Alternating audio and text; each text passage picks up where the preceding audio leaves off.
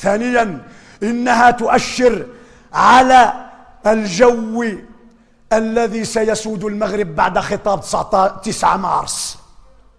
فالخطاب كان واضحا في أنه سيعمل ولن يقول فقط، وها هو يتبدى العمل.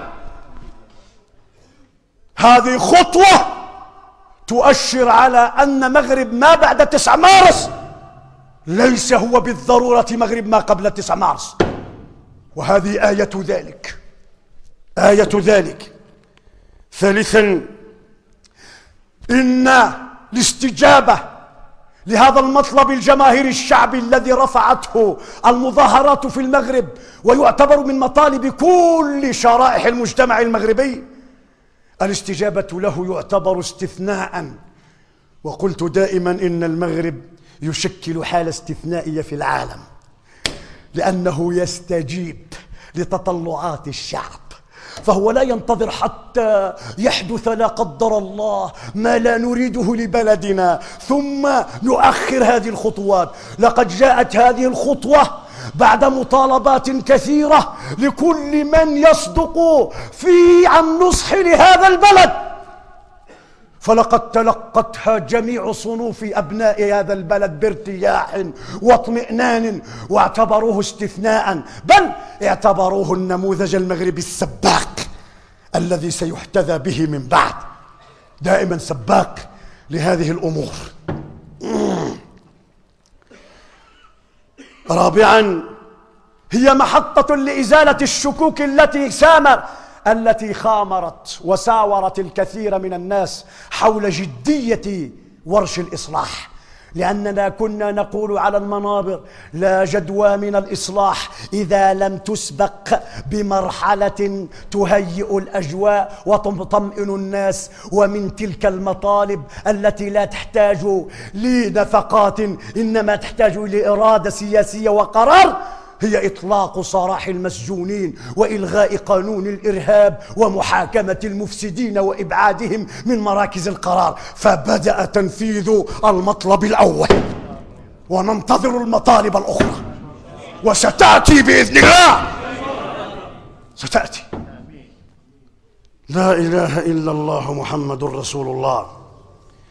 إنها أيضا من الدلالات دشنت مرحلة لطي صفحة الانتهاكات وإنهاء عاد التهميش.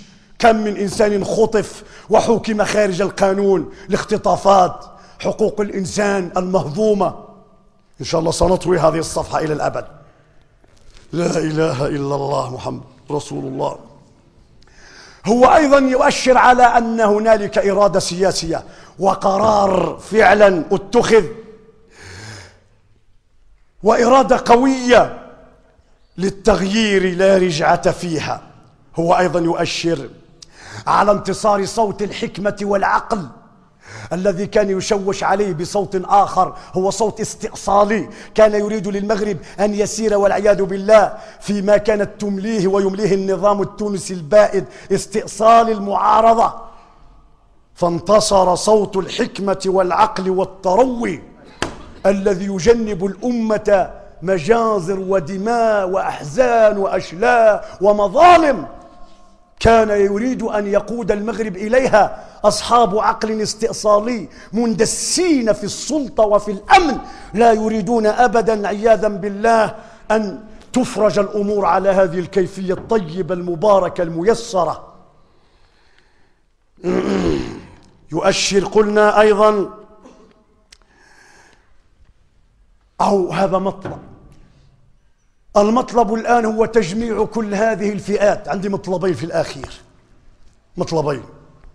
المطلب الأول، سمعت لأحد السلفيين ممن أفرج عنهم في هذه الدفعة عبر قناة الجزيرة يقول للمراسل: والله تركت في السجن أناسا لا يجرؤ على أن يطأ بقدمه نملة، فكيف يتهم بقتل بشر؟ قال: أقسم بالله لقد خلفت ورائي في السجن لم يشملهم العفو ولم يفرج عنهم أناس يتحرجون من قتل نملة، فكيف باتهامهم بسفك دم امرئ مسلم بغير حق وهو متدين؟